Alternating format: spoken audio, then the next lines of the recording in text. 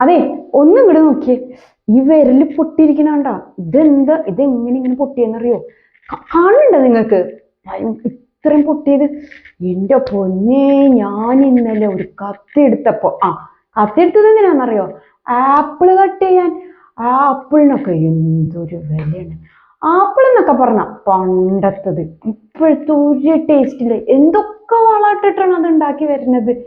ഇനി ഇവിടെ ഉള്ളതെങ്ങാനാണോ? അല്ലെങ്കിൽ ആപ്പിൾ ഇവിടെ കൃഷി ചെയ്യാൻ പറ്റില്ലല്ലോ. ഇവിടെ ചെയ്യാൻ പറ്റണത് തന്നെ നാട്ടുകാർ ചെയ്യുന്നുണ്ട്. അങ്ങനെ ഞാൻ ആപ്പിൾ കട്ട് ചെയ്യാൻ വേണ്ടി കത്തിയെടുത്ത് മുറിഞ്ഞിട്ട് നോക്കണം. ചോര പോയി പോയി പോയി പോയി എന്റെ പൊന്നോ. ഇങ്ങനെ ചില ആൾക്കാർ പറയാറില്ലേ, ഒരു കുഞ്ഞു കാര്യത്തിനെ വലിച്ച് നീട്ടി. നമ്മളെ ചിലപ്പോ ഒരു വിരലെന്നെ കട്ടായിട്ടാ ഇവിടെ ഇരിക്കണ്ടാവാം. അപ്പോ അവർക്കിതൊരു ഹരാണ്. അവർക്കുണ്ടായ സംഭവത്തിന് ഇങ്ങനെ ഓവർ എക്സ്പ്ലെയിൻ ചെയ്ത് ഇങ്ങനെ പറഞ്ഞ് ഫലിപ്പിക്കുക എന്നൊക്കെ പറയില്ലേ. അവർക്കിതൊരു ഹരമാണെങ്കിലും കേൾക്കുന്ന നമുക്കിത് വെറുപ്പിക്കലിന്റെ അങ്ങേയറ്റമാണ്. നമുക്ക് ഇവരെ കുറിച്ച് മനസ്സിലാലോചിക്കുമ്പോൾ തന്നെ എന്റെ പൊന്നോ, ഇനി ഇവര് വരുമല്ലോ, ഇവരെ വെറുപ്പിക്കൽ മുഴുവനും കേൾക്കണമല്ലോ എന്നൊരു ചിന്തയായിരിക്കും. അപ്പൊ അതുകൊണ്ട് നിങ്ങൾക്ക് എന്തെങ്കിലും ഒരു കാര്യം എക്സ്പ്ലെയിൻ ചെയ്യണം എന്നുണ്ടെങ്കിൽ ഒരു പരിധി വെച്ചിട്ട് പറയാം, എന്നിട്ട് നിർത്തുക.